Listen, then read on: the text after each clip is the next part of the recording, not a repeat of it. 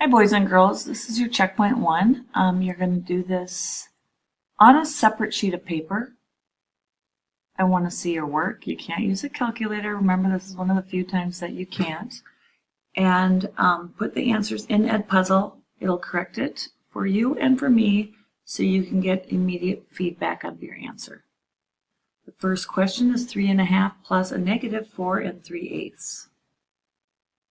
Second, negative 32 minus a negative 4 7/10.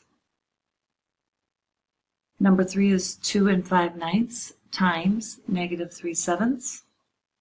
And finally, it's 3/10 times negative 32 thousandths. And when I said finally, I did not mean that. Whoops-a-daisy.